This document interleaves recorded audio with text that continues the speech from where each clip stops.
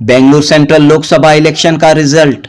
मंसूर अली खान की हार के लिए कौन जिम्मेदार? पूरी ताकत, हिम्मत, कुव्वत के साथ इलेक्शन लड़ने के बावजूद, हर एक की कदर करने के बावजूद, हर एमएलए की बात मानने के बावजूद मंसूर अली खान क्यों हारे? इस सिलसिले में तज्जिया पेश करने के लिए केपीसीसी के वाइस प्रेसिडेंट मोहम्मद उबैदुल्ला शरीफ ने बेंगलुरु में मीडिया से खिताब किया। उबैदुल्ला शरीफ ने कहा कि 1 साल पहले हुए असेंबली इलेक्शन में बेंगलुरु सेंट्रल के 8 असेंबली हलकों में कांग्रेस को जो वोट हासिल हुए थे, पार्लियामेंट इलेक्शन में उतार चढ़ाव हुआ है। बेंगलुरु सेंट्रल के सिर्फ 3 हलकों में असेंबली इलेक्शन से ज्यादा लीड लोकसभा इलेक्शन में मिली है, यानी सर्वज्ञा नगर, शांति नगर और शिवाजी नगर में मंसूर अली खान को असेंबली इलेक्शन से ज्यादा लीड मिली है। लेकिन चामराजपेट, गांधीनगर, राजाजी नगर, सीवी राम नगर और महादेवपुरा में तवक्कु के मुताबिक, एक्सपेक्टेशन के मुताबिक कामयाबी नहीं मिली है। खास तौर पर चामराजपेट से काफी उम्मीद थी। चामराजपेट में असेंबली इलेक्शन में कांग्रेस को 53,053 यानी 53,053 वोट की लीड मिली थी।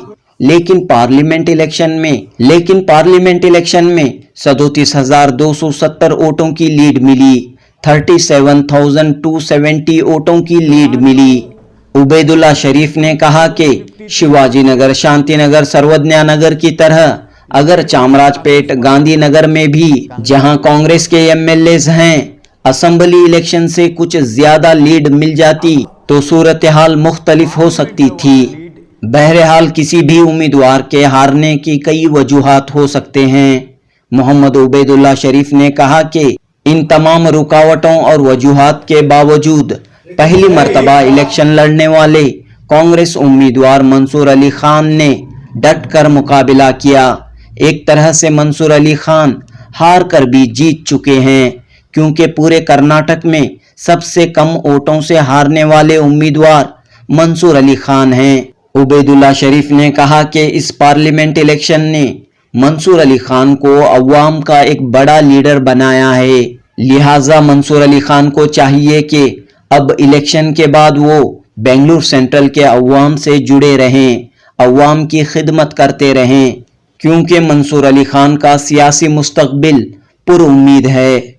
जनूबी हिंद न्यूज़ रिपोर्ट।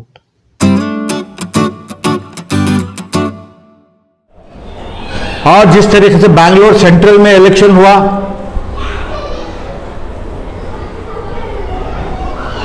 मंसूर अली खान यहां के उम्मीदवार रहे। मंसूर अली खान जो है सिर्फ 32,707 वोटों से हारे हैं। सारे कर्नाटक में जितने भी उम्मीदवार हारे हैं उनमें सबसे कम वोटों से हारने वाले उम्मीदवार जो है मंसूर अली खान। न सिर्फ बेंगलुरु सेंट्रल बल्कि सारे कर्नाटक के मुसलमान इस सीट पे उम्मीद रखे थे और उम्मीद कर रहे थे कि इस बार जो है मंसूर अली खान की जीत होगी। मैं समझता हूं जिस तरीके से मंसूर अली खान ने इलेक्शन लड़ा है, ये उनको मुबारकबाद देना है कि बहुत अच्छा इलेक्शन लड़ा उन्होंने। जहां भी जो लीडर ने कहा, उन लीडरों की मर्जी के खिलाफ नहीं गए, उनकी मर्जी के मुताबिक उन्होंने इलेक्शन लड़ा। कुछ असेंबली हलकों में जो उम्मीद थी वो उम्मीद के बराबर हमें वोट वहां नहीं आए। महादेवपुरा एक ऐसा असेंबली हलका है, महादेवपुरा और सीवी रामनगर दोनों जो है ये शेड्यूल कास्ट रिजर्व कॉन्स्टिट्यूंसीज हैं और हमेशा जो है हमें यहां वोट नहीं आता है। इस बार बीजेपी 2,29,632 वोट महादेवपुर में लेती है। और उनकी लीड जो है सिर्फ उनका जो डिफरेंस है कांग्रेस से 1,14,000 के करीब है। जबकि पिछली बार असेंबली इंतखाबात में यहां 2023 में कांग्रेस के उम्मीदवार बीजेपी के उम्मीदवार को 1,81,731 वोट आते हैं। इस मर्तबा जो है तकरीबन 90,000 से ज्यादा वोट यहां पे बीजेपी को आए हैं। कहीं ना कहीं कांग्रेस पार्टी से चूक हुई है। यहां जो है असेंबली के बाद जो है तकरीबन 50,000 वोट यहां पे जमाए गए हैं, हमने उसको ठीक से नहीं देखा। तकरीबन 2 बजे के करीब मंसूर अली खान 80,000 की लीड से जो आगे रहे, सारे कर्नाटक से फोन आना शुरू हो गए मुबारकबाद के। जैसे ही महादेवपुर के वोट्स काउंटिंग शुरू हुई, हम पीछे हो गए। यह हार सिर्फ मंसूर अली खान की हार नहीं है, यह हार इस कॉन्स्टिट्यूंसी के तमाम लीडरों की हार है।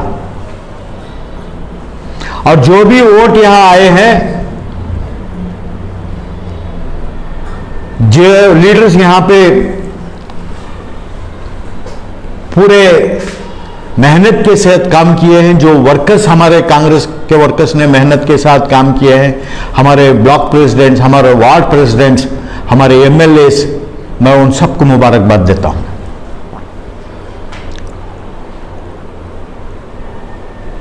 कुछ जगह कुछ असेंबली हलकों में ऐसा लगता है कि सिर्फ मुसलमानों ने ही कांग्रेस को वोट दिया है, किसी और पार्टी का वोट ही नहीं आया है, किसी और कौमों का।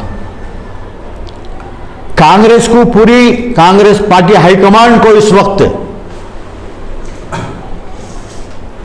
इस बात पर सोचना है और ये टटोलना है कि ये सीट हम कैसे हारें। 3 असेंबली हल्के जहां से हमें बहुत ज्यादा उम्मीद थी, राजाजी नगर में असेंबली इलेक्शन में हमारा कैंडिडेट 8,060 वोटों से हारता है और पार्लियामेंट में 29,429 वोटों से हारते हैं। बहुत मार्जिन चलेगी। सीवी रामनगर में असेंबली में 16,390 पर 5 वोटों से हारते हैं। अब जो है वहां हमारी बीजेपी की जो लीड है वो 20,114 है। गांधीनगर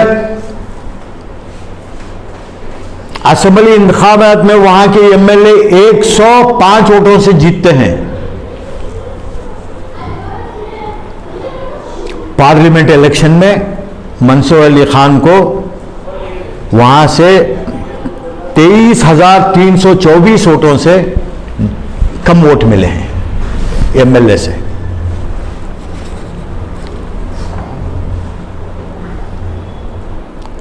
सर्वज्ञ नगर, शिवाजी नगर, शांति नगर, ये तीनों में जो है असेंबली इलेक्शंस में जो वोट आए उससे थोड़े से ज्यादा वोट ही कांग्रेस को आए हैं। चामराजपेट हल्का असेंबली इलेक्शन में 93 यानी 53,053 वोट से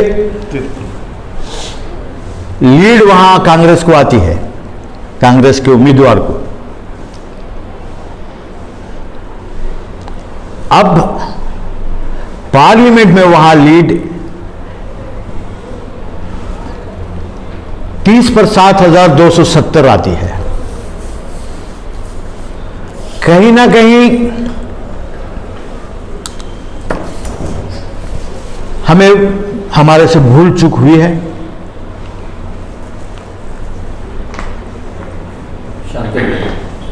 जी, शांति नगर में फिगर्स चाहिए।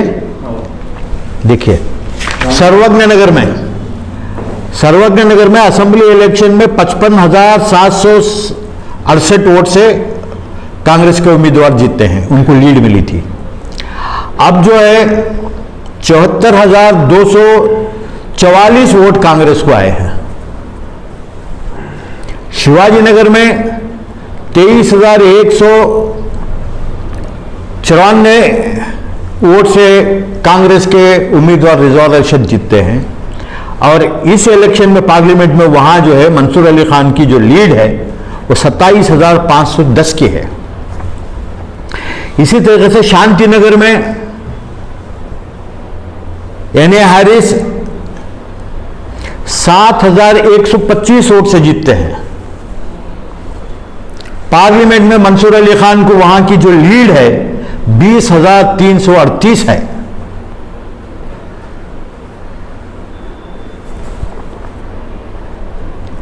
राजाजी नगर का बताया आपको मैं, सीवी रामनगर का बताया, महादेवपुर का बताया मैं। मुझे पर्सनली पहले से ही महादेवपुरा और सीवी रामनगर से उम्मीद नहीं थी, लेकिन जिस तरीके से हमारे लीडरों ने जोश के साथ कहा कि फला कॉन्स्टिट्यूंसी में इतने हजार वोट आएंगे, उतने हजार वोट आएंगे, वो नहीं आ सके। कोई भी हो, ये जो इलेक्शन हुआ ये मंसूर अली खान की हार नहीं है, मैं कहता हूं ये सारे मुसलमानों की हार है। इस इलेक्शन के रिजल्ट्स को हमारे एमएलएस, हमारे लीडर्स बड़े ही गहराई के साथ सोच कर आइंदा कदम उठाना पड़ेगा और उनको ये सोचना होगा, ये बात की फिक्र करनी होगी कि हम ये इलेक्शन कैसे हारे। पार्टी से बढ़कर कोई नहीं है, कौम से बढ़कर कोई नहीं है। पार्टी हाईकमांड को भी चाहिए कि 28 सीटों में हर सीट के ऊपर जो है बहस मुबाहिसा हो कि हम लोग जहां हारे तो क्यों हारे हैं, कौन जिम्मेदार है। अगर जिम्मेदारी नहीं फिक्स करेंगे तो आइंदा ऐसे ही होगा। और कभी जो है कर्नाटक से मुस्लिम नुमाइंदा पार्लियामेंट में नहीं जा सकेगा। मैं मंसूर अली खान को, रहमान खान साहब को, मंसूर अली खान के दो भाई मकसूद और मंसूर को मुबारकबाद, डॉक्टर मसूद को मुबारकबाद देता हूं। जिस तरीके से इलेक्शन उन्होंने किया, पहले भी मैंने कहा, किसी लीडर ने कहा कि मेरे कॉन्स्टिट्यूंसी में इसी वक्त आना है, उसी वक्त गए हैं। किसी ने कहा कि इसको बात नहीं करना है, नहीं किए हैं। किसी ने कहा आज आना है, आज ही आए हैं। आज नहीं जाना, नहीं गए हैं। मंसूर को आज जो है लाखों लोगों ने वोट दिया है। मंसूर कांग्रेस पार्टी के लिए और उन तमाम वोटरों के लिए आज एमपी है। मंसूर अली खान में एक नई क़यादत उभर के आई है। मैं गुजारिश करूंगा मंसूर अली खान को, इसको हार ना माने और मायूस ना हो, डट कर काम करें। लाखों लोगों ने, हजारों वर्कर्स ने आपको चाह के काम किया है। आपने अपना एक मुकाम बनाया है। मैं मंसूर अली खान को कहा था कि 96 में, जब मैं 1996 में जब इलेक्शन लड़ा, उसके बाद में लीडर हो गया, इलेक्शन हारा। आज मंसूर अली खान एक बहुत बड़ा लीडर है। मंसूर अली खान को चाहिए कि अवाम के साथ अब जुड़ के रहें और डट के काम करें, दब के ना काम करें। और कांग्रेस पार्टी, मैं एक कांग्रेस पार्टी के वाइस प्रेसिडेंट की हैसियत से कांग्रेस हाईकमांड से गुजारिश करूंगा कि 28 असेंबली कॉन्स्टिट्यूंसी में जहां कहीं में हम हारे हैं, उसके ऊपर बहस हो, उसके ऊपर जो है एक ये बहस हो, ये करें कि हम कहां हारे हैं, क्यों हारे हैं। वरना आइंदा बहुत मुश्किल होगा। मैं उन तमाम तंजीमों का, खासकर मिली तंजीमें, हमारी मजहबी तंजीमें, हमारे एनजीओस, हमारे अंजुमनें, जिन्होंने बगैर किसी मकसद के, बगैर किसी मफाद के, किसी डिमांड के कांग्रेस के लिए और ख़ासकर बैंगलोर सेंट्रल में काम किया है, मैं उनका शुक्रिया अदा करता हूं। मैं साथ ही साथ उर्दू अखबारात का, हमारे उर्दू यूट्यूबर्स चैनल्स का भी शुक्रिया अदा करता हूं। इलेक्शन के दौरान आपने हमारा भरपूर साथ दिया है और आइंदा भी देते रहे। मैं फिर एक बार आप सबका शुक्रिया अदा करता हूं और मंसूर अली खान को से गुजारिश करता हूं कि वो बिल्कुल एक्टिव रहें और मुझे उम्मीद है कि वो एक्टिव रहेंगे।